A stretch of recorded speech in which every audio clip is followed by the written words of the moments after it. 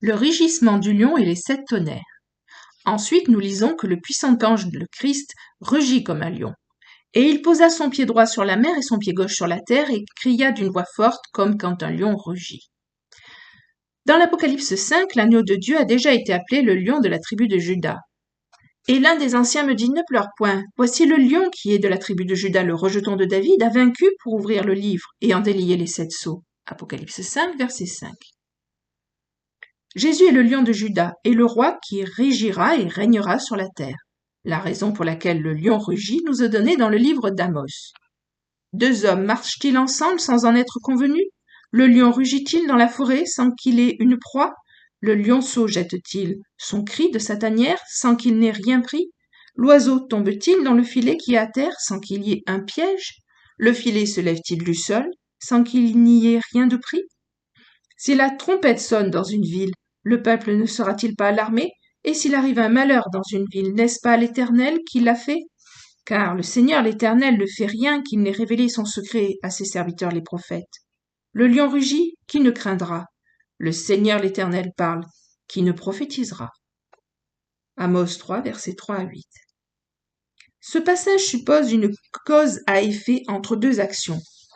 Un piège ne se relèvera que lorsque quelque chose y tombera. 2 personnes doivent d'abord planifier leur voyage avant de pouvoir partir ensemble.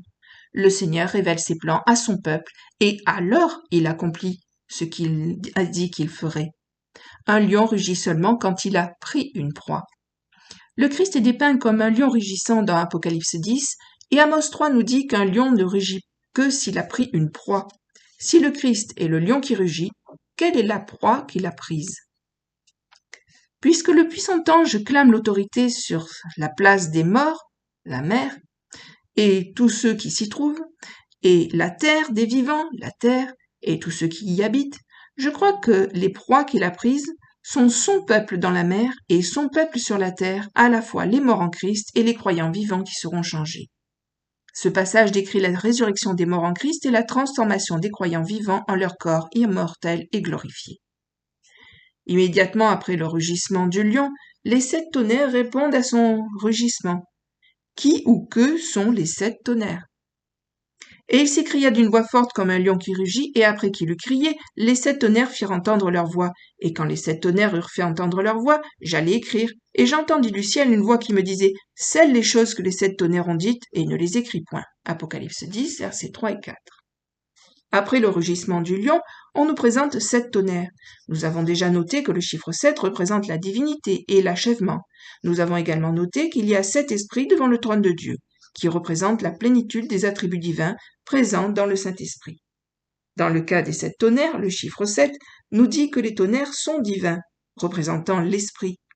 Il y a aussi des tonnerres qui émanent du trône de Dieu en conjonction avec les 7 esprits. Et du trône sortaient des éclairs, des tonnerres et des voix, et devant le trône brûlaient 7 lampes ardentes, qui sont les 7 esprits de Dieu. Apocalypse 4, verset 5.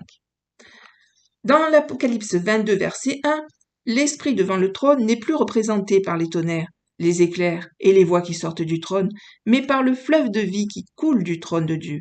Le fleuve spirituel de la vie coule du trône de Dieu après que toutes choses ont été renouvelées, après que la terre a été jugée, et que le millénium et le jugement du grand trône blanc appartiennent déjà au passé.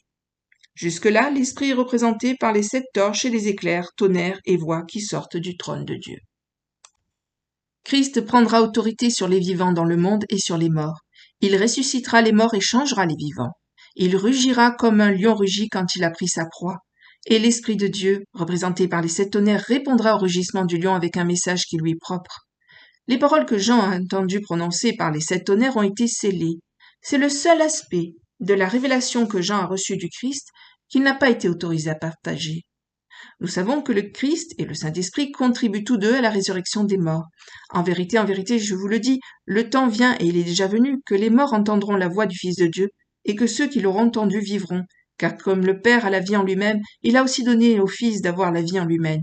Et il lui a donné le pouvoir d'exercer le jugement parce qu'il est Fils de l'homme.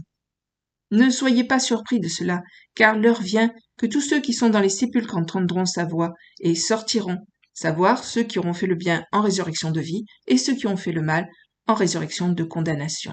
Jean 5, versets 25 à 29. Et si l'esprit de celui qui a ressuscité Jésus des morts habite en vous, celui qui a ressuscité Christ d'entre les morts rendra aussi la vie à vos corps mortels par son esprit qui habite en vous. Romains 8, verset 11. Les 7 tonnerres représentent la voix du septuple esprit de Dieu.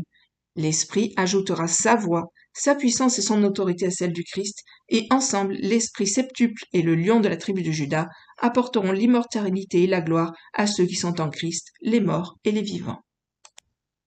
La voix de l'archange. Car le Seigneur lui-même descendra du ciel à un signal donné, avec une voix d'archange et au son d'une trompette de Dieu, et les morts qui sont en Christ ressusciteront premièrement. 1 Thessaloniciens 4, verset 16. Quand Paul a décrit la résurrection des morts, il a dit que le Seigneur descendrait du ciel avec un cri, et c'est exactement ce que nous voyons le puissant ange faire dans Apocalypse 10, descendant du ciel vers la terre, mais dans le cas de l'Apocalypse, son cri est symbolisé par un rugissement, afin que nous sachions qu'il a pris une proie. Paul nous dit que la voix du Christ est la voix de l'archange. Cette description de la voix de l'archange a été une source de confusion pour beaucoup de gens, et parce que Christ est décrit comme ayant la voix d'un archange, certaines personnes croient que Jésus doit être un archange. Telle est la position des témoins de Jéhovah qui croient que Jésus est l'archange Michael. Comme nous l'avons déjà dit, chaque fois que Dieu veut montrer que son Fils agit comme son intermédiaire, que ce soit en délivrant un message ou en agissant d'une autre manière, à sa place, le Fils éternel est souvent symbolisé par un ange ou un messager. Le puissant ange d'Apocalypse 10 est un exemple de cette utilisation du mot ange. Et il y a 2 autres exemples de cela dans les pages de l'Apocalypse. Le rugissement du puissant ange dans Apocalypse 10 et la voix de l'archange que Paul a décrite en 1 Thessaloniciens 4, verset 16. Et la résurrection des morts en Christ sera précédée par la voix de l'archange qui est le Christ. Dans 1 Corinthiens 15, nous apprenons que le changement des vivants et la résurrection des morts se produiront en même temps. Voici, je vous dis un mystère, nous ne mourrons pas tous, mais nous serons tous changés, en un moment, en un clin d'œil à la dernière trompette, car la trompette sonnera et les morts ressusciteront incorruptibles, et nous serons changés, car il faut que ce corps corruptible soit revêtu de l'incorruptibilité, et que ce corps mortel soit revêtu de l'immortalité. 1 Corinthiens 15, versets 51 à 53. La trompette de Dieu, dans le passage de Thessaloniciens, peut être liée à la trompette de la victoire d'1 Corinthiens 15, 51. Ainsi qu'à la voix des 7 tonnerres émanant du trône de Dieu.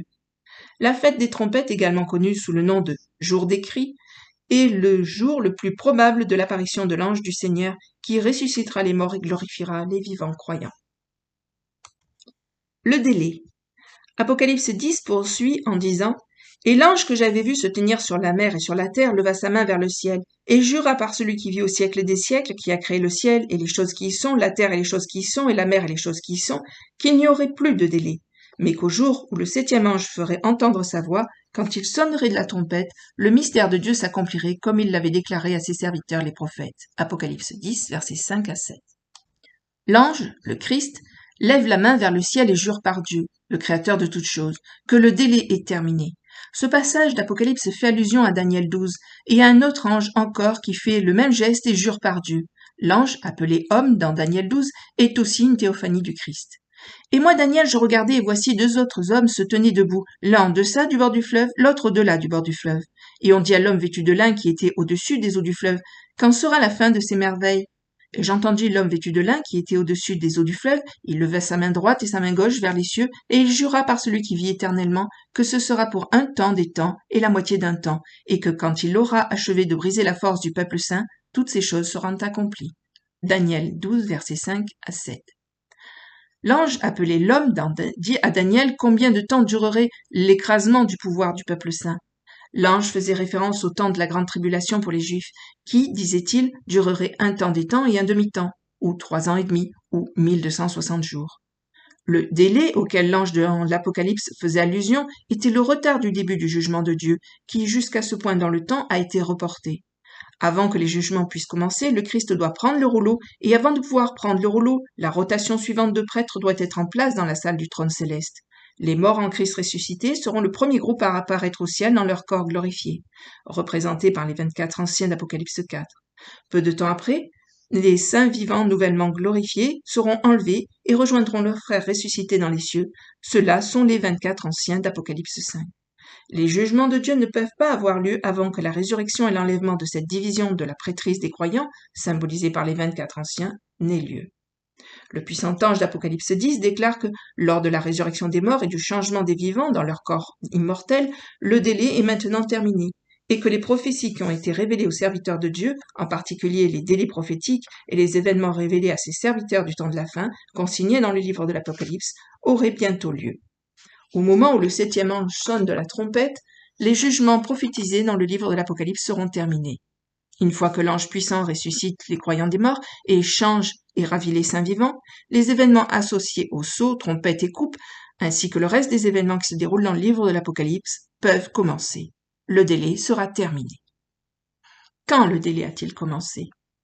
Vous souvenez-vous du grand signe d'Apocalypse 12, versets 1 et 2? Ce signe était un alignement astronomique qui n'arrive qu'une fois tous les 7000 ans et qui a eu lieu pendant la fête des trompettes en 2017. Cet alignement astral était le premier signe ou indicateur que la période des 7 ans décrite dans l'Apocalypse commencerait. Le signe suivant dans l'Apocalypse 12 sera le signe du dragon, qui impliquera une guerre en Israël, le travail de la femme. Satan jetant un tiers de ses anges sur la terre, probablement une invasion extraterrestre, la naissance et glorification de l'enfant des croyants, le dragon cherchant à dévorer les croyants nouvellement glorifiés, et enfin l'enfant étant enlevé à Dieu et à son trône. Nous apprenons que la femme, Israël, fuira le dragon dans le désert pendant 1260 jours. C'est le cadre dans lequel se déroulent les événements pendant les 7 ans, le point médian étant lorsque la femme s'enfuit dans le désert.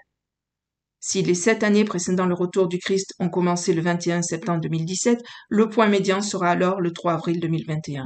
Cela signifie pour nous que les croyants doivent être emmenés au ciel au plus tard à l'automne 2020. Cela signifie également que les croyants auraient pu être emmenés au ciel en 2018 ou 2019, après que le signe d'Apocalypse 12, mais avant le point médian. De toute évidence, nous n'avons pas été pris dans aucune de ces dates. La résurrection et l'enlèvement, les événements qui déclencheront les sauts, les trompettes et les coupes, etc., ont été retardés.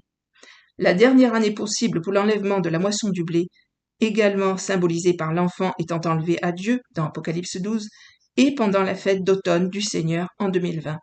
L'enlèvement de l'enfant vers le trône de Dieu correspond à l'apparition des 24 anciens. La première rotation de prêtres rois dans la scène du trône du ciel dans Apocalypse 4 et 5. Je crois que le grand signe était le signal que nous sommes maintenant dans les 7 années précédant le retour visible du Christ sur la terre. Cela signifie également que ce livre aura une courte durée de vie. Remarque de la lectrice. Je rappelle que les dates données alors ne correspondent pas à la vision de l'auteur, mais à sa compréhension de ce moment-là. Ces études demeurent pertinentes et ont encore évolué depuis, ayant reçu une meilleure compréhension dans l'avancée de ses recherches. Il semble que le délai ait été encore rallongé, mais peut-être plus pour énormément de temps. Voilà, fin du chapitre. À bientôt, merci. Au revoir.